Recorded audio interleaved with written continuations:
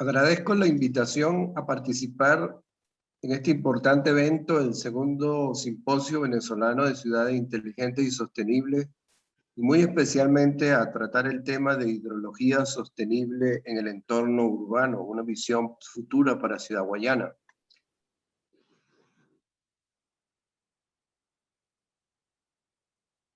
El tema lo abordaremos a través de la siguiente agenda. En primer lugar, el objetivo planteado para exponer las ideas sobre la hidrología sostenible. En segundo lugar, una breve referencia al ciclo hidrológico o ciclo natural del agua. Seguidamente, el tema del ciclo urbano del agua. A continuación, el esquema integrador del ciclo, ecointegrador del ciclo del agua. En quinto lugar, las medidas de sostenibilidad de drenaje que pudieran implantarse.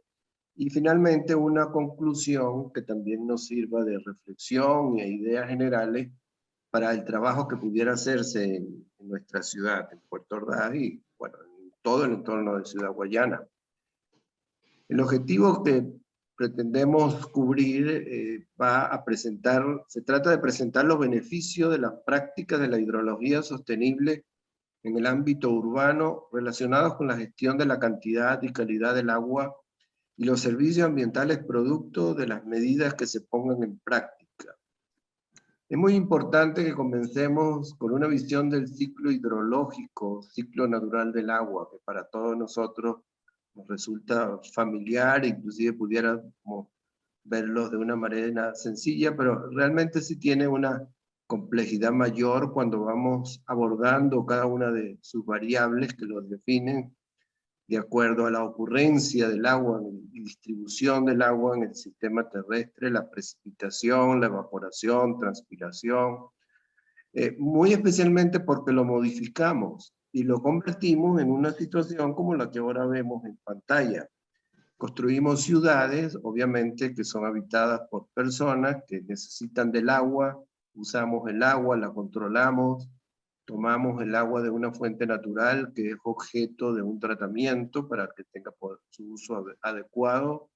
Es distribuido a través de una red conocida como el acueducto. El agua entra a la ciudad, pero no solo por esa vía del sistema de acueducto, sino cada vez que ocurre una precipitación, pues el agua llega al sistema urbano y en algún momento, pues, por supuesto, va a tener una salida. Las salidas del agua desde el entorno urbano ya tienen como consecuencia una alteración de sus características físicas, químicas y biológicas, con lo cual deberían ser o deben ser objeto de un tratamiento que nos permita devolverlas a las fuentes naturales en condiciones que no vayan a provocar cambios ambientales negativos, podríamos decir impactos ambientales. De esto entonces se trata que el ciclo urbano del agua pues tenga una visión ambiental sostenible, de forma tal que pueda ser usada y controlada el agua con el mayor beneficio. En cada uno de estos elementos ya podemos darle una denominación específica de acuerdo al esquema que vemos ahí en pantalla. Desde el punto 1, disponibilidad de captación del agua, que puede darse tanto de fuentes superficiales o subterráneas. Seguidamente, siempre hay mucho consumo de energía. Normalmente se requiere de estaciones de bombeo importantes en la mayoría de las ciudades para llevar el agua a plantas de tratamiento, donde es potabilizada, posteriormente es almacenada, ingresa a la ciudad, donde es usada de las diferentes maneras, ¿no? Bien sea en doméstico, industrias, comercio, instituciones, usos recreativos. Como se mencionaba, también el agua entra a la ciudad como consecuencia de las precipitaciones. Al salir de la ciudad, pues ya está significativamente modificada, tanto en sus características físicas, la calidad y la cantidad de agua. Se conduce por una red de drenaje, por otra red de tuberías, que es conocida como los acueductos, pero debe ser objeto de un tratamiento previo a retornarse a la fuente natural, o sea, previo al volver a la cuenca hidrográfica. Nuestra realidad, lamentablemente, en la mayoría de las ciudades de nuestro país, nos muestra esta situación. La calidad de agua en la gran mayoría de los casos está muy lejos de ser potable, sino en todos. En algunos casos ni siquiera se recibe agua en la ciudad. En cuanto a la cantidad y el control del agua, es muy frecuente las inundaciones urbanas. Estamos nuevamente en una época de lluvia. No es raro ver que en todas las ciudades pues, hay inundaciones en distintas dimensiones, a veces inundaciones parciales. Y toda la gestión del agua tiene una fuerte conexión con lo que es el manejo de desechos urbanos, toda la gestión de la basura, los residuos. Y entonces es necesario abordar todo esto de una manera conjunta y de una manera integrada, pero con criterios de sostenibilidad. O sea, ¿qué hacemos ante esta situación? Los profesores Leandro del Moral y Ángela Lara, que vemos allí citados en la parte inferior de esta pantalla, que pertenecen a la Universidad de Sevilla, proponen un esquema ecointegrador para abordar el ciclo urbano del agua de acuerdo como lo vemos que lo van señalando. Cada una de las partes que mencionamos anteriormente, pues deben ser objeto de ese tratamiento sostenible, porque obviamente esto no se puede hacer solo en una parte de un sistema, hay que hacerlo de una manera completa para que podamos tener éxito, y por eso se habla de que sea tanto integrado en todas las variables que son naturales como las antrópicas. Y ellos lo ven, pues, una manera distinta de abordar, pero distinta pero muy favorable, de manera de abordar la relación entre la ciudad y el agua. Por las limitaciones de tiempo que tenemos para hoy, pues no podemos ver en detalle cada uno de estos puntos. Vamos a hacer una ventana en lo que significa, y ahondar un poco más en detalle, en lo que significa el tratamiento del agua de lluvia en el entorno urbano, con esa visión de sustentabilidad, lo que nos lleva entonces a hablar de la hidrología de drenaje sostenible. Lo que sucede en las ciudades o cuando se comienzan los desarrollos urbanísticos, que a veces muy pequeños, si lo vemos la historia, aldeas, pueblos, ciudades que van creciendo. Si vemos estas cuatro imágenes y las analizamos en la secuencia que tienen, que es sentido antihorario, pues en las condiciones naturales, en promedio, las variables del ciclo hidrológico tienen este comportamiento. Una vez que ocurre la precipitación, pues prácticamente la mitad del agua puede ser que pasa al subsuelo, se infiltra, un 10% escurre y el 40% pues se destina o va a la evapotranspiración, regresa a la atmósfera. En la medida en que se comienza a urbanizar, estos valores, que repito son promedios, no ocurre exactamente en todos los lugares de esa forma, pues comienzan a alterarse. Ya lo primero que cambia es que aumenta el escurrimiento superficial, disminuye la infiltración. En la medida que vamos construyendo más, esto se va acentuando hasta que se forman ciudades como muchas de las que conocemos actualmente, donde la infiltración puede reducirse, como vemos aquí, estos números pudieran ser posibles, pasar de un 50% a un 15%, y el escurrimiento superficial un aumento muy significativo, producto de la impermeabilización que ocurre en la ciudad con todos los desarrollos urbanísticos, calles, avenidas, estacionamientos, y se habla entonces del impacto hidrológico en la urbanización. Ahora, en detalle es esto lo que ocurre, ¿no? Si mencionamos alguno de ellos. ¿Qué ocurre originalmente en un espacio natural? Pues hay un escurrimiento como consecuencia de la precipitación, un comportamiento relativamente atenuado, porque la naturaleza tiene su propio balance, pero en la medida que lo vamos modificando y especialmente lo vamos impermeabilizando, pues entonces los valores máximos se manifiestan muchas veces en valores superiores originalmente, los tiempos y la velocidad de respuesta se reducen significativamente. O sea, que ocurre esto, una fractura del ciclo natural del agua. aumento de los volúmenes de escorrentía, aumento de las velocidades de flujo. En los ríos y caudales, en la época de estiaje, son más bajos, y en la época de caudales altos van a ser mucho mayores. Eso es lo que vemos en este gráfico. Los tiempos de viaje del agua, la reducción de los tiempos de concentración es significativa. Hay modificaciones en la temperatura del agua en la escorrentía, y así llega a los cauces naturales significativamente más alta. Hay aumento de las inundaciones urbanas y hay mayores niveles de contaminación. Se decía que esto tiene una fuerte conexión, la gestión del agua urbana con la gestión urbana de desechos. O sea, no debe manejarse, gestionarse de una forma independiente.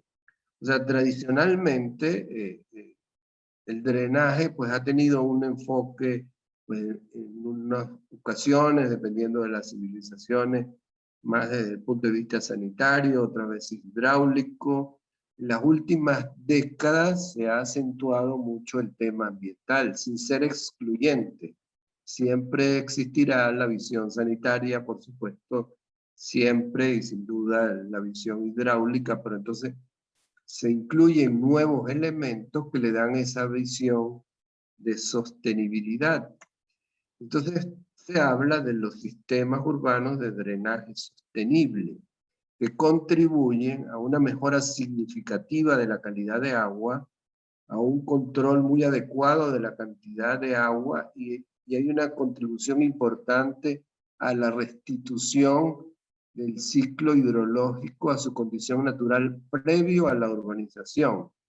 Y en consecuencia, eso trae grandes beneficios ambientales, lo que conocemos como los servicios ambientales en el entorno urbano. Entonces, esto se debe abordar con una secuencia, o sea, se aborda en cadena, se comienza por todo lo que pueden ser las actuaciones preventivas, luego la gestión en el origen, o sea, en la fuente, aguas arriba, luego se trata el drenaje y la gestión del agua propiamente en el entorno urbano, y también a la escala de las cuencas hidrográficas. Toda ciudad se encuentra en el entorno de una cuenca hidrográfica, a veces en la salida, a veces aguas arriba, pero siempre va a tener la influencia pues, de ese entorno, y a veces el entorno suburbano se encuentra muy próximo.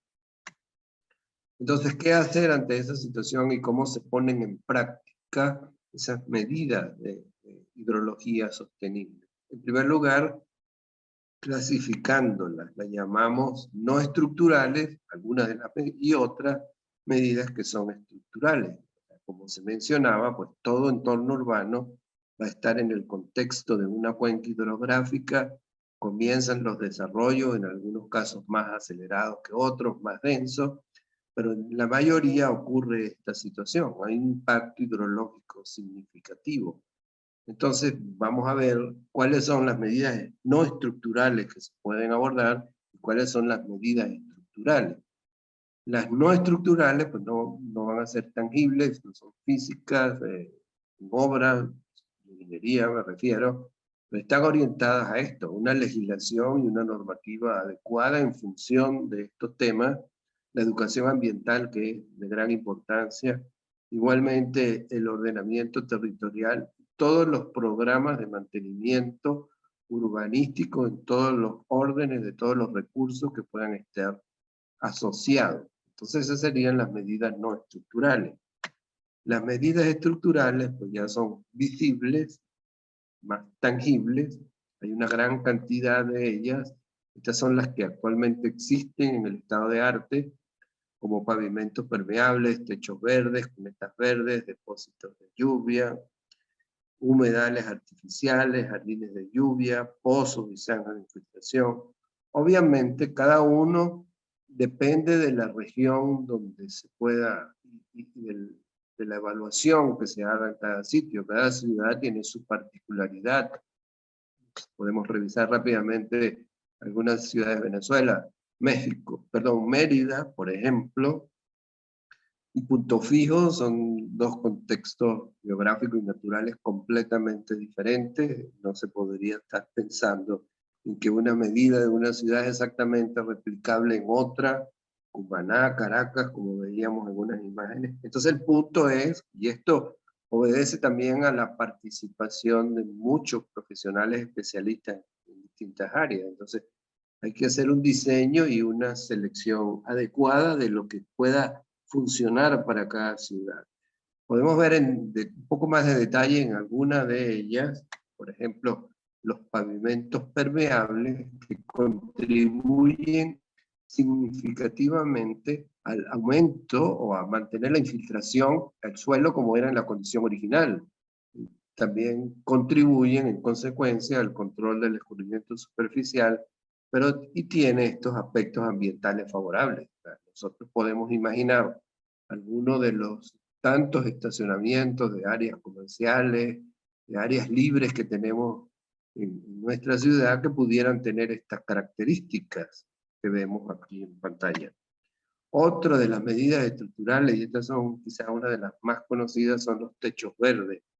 En la Universidad Católica, en las edificaciones de Caracas, recientemente se completó la instalación de un techo verde y ha servido también como una aula académica donde se vive pues la enseñanza y tiene otros beneficios, no solamente el manejo del agua, del escurrimiento superficial, sino contribuye a mejorar la temperatura en el edificio y en consecuencia ahorros significativos de lo que pudieran ser, bueno, consumo de energía, si se requiriera aire acondicionado, pero también presencia de la fauna urbana, en la cual a veces perdemos un poco de sensibilidad, pero la fauna urbana es muy importante y muy significativa en la mayoría de las ciudades. Y si le vamos brindando estos espacios, pues bueno, los servicios ambientales se van a ver fortalecidos significativamente. En las viviendas, en todo lo que es el uso doméstico y control del agua, pues también es mucho lo que se puede aportar. Jardines de lluvia, por ejemplo, pero también si nos referimos nuevamente a lo que era el esquema ecointegrador del ciclo urbano del agua, podemos ver que dentro de una vivienda también se puede hacer separación una vez que se use el agua, ¿no? De lo que son las aguas servidas de peor calidad, obviamente, porque se usan o separarlas de lo que pueden ser agua del lavado de manos, de una ducha. Con un tratamiento primario pudieran usarse en riego. Entonces también hay ahí en ese sector de la ciudad, que no es ni industrial ni comercial, sino que es doméstico, aporte significativo a la gestión del agua. El arbolado urbano, que no es rigurosamente una medida estructural, pero sabemos todos los beneficios que tiene una ciudad que sea bien diseñada en la siembra de árboles, porque tienen beneficios en control de la contaminación, aportes de recreativos, retención del agua superficial que viene de la precipitación, beneficios para la fauna, algunos árboles pudieran ser inclusive frutales. Entonces es un aporte prácticamente que ya nos da la naturaleza para que bien conservido el arbolado urbano, pues en todo esto de lo que significa la hidrología sostenible. Aquí una visión como un ejemplo de lo que puede hacerse. Esto es tomado de una empresa consultora. Entonces, para un espacio de una ciudad, se insiste en que sean proyectos multidisciplinarios, donde pueden participar arquitectos, urbanistas, biólogos, expertos en vegetación, que se tomen decisiones en conjunto y al final se van a traducir en beneficio, obviamente, para toda la ciudadanía, de esa larga lista de medidas estructurales posibles que tenemos para implantar. Entonces, una vez que se diseña, se planifica, se prepara un proyecto y se ejecuta, pues no se puede decir que hasta allí termina, sino que hay que mantener un proceso de monitoreo hidrológico ambiental y muy especialmente el modelaje. O sea, hay que hacerle un seguimiento permanente, además del mantenimiento propio que pudiera requerir para la formulación de indicadores que nos permitan ir controlando y expresando los beneficios que tiene para la ciudad, pero a su vez pudieran ser replicados con las respectivas adaptaciones y modificaciones en otros lugares. Entonces aquí tenemos pues el escenario de Puerto Ordaz y San Félix y todas las ciudades que están en el entorno, donde todas estas principios técnicos de la hidrología sostenible a través de las medidas estructurales y no estructurales pudieran aplicarse. Y entonces, además, estamos contribuyendo a todos estos objetivos que están planteados en el desarrollo sostenible, especialmente, bueno, agua limpia y saneamiento, pero también ciudades y comunidades sostenibles. Si vemos el fin de la pobreza y hambre cero, o sea, el agua es todo. Si no tenemos un manejo adecuado, vamos a tener consecuencias. Un manejo adecuado del agua, vamos a tener consecuencias muy negativas sobre lo que es la salud y bienestar de las personas. Entonces hay un aporte muy significativo, por eso se dice sí. La hidrología sostenible se ve como una base, un punto de partida para lo que pueda significar repensar el futuro de nuestra ciudad.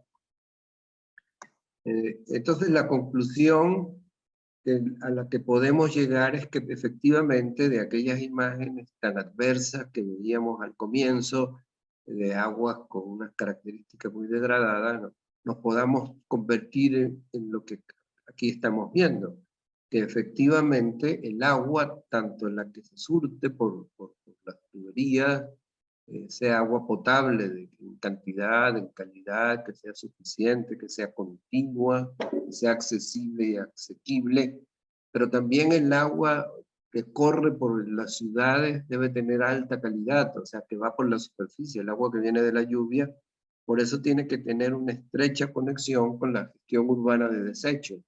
El ciclo de desechos urbanos pues, va a impactar significativamente el ciclo urbano del agua, que debe tener una orientación de un manejo integrado. Y en cuanto a la cantidad, que sea un aporte de que se reduzcan prácticamente a cero, que no existan las inundaciones urbanas, porque haya un control adecuado y muy favorable con todas las medidas estructurales, obviamente sin no excluyente de la ingeniería tradicional, donde siempre se han hecho bien las cosas, pero hay que hacer más énfasis en el tema ambiental, en cada una de las obras que se proyecten.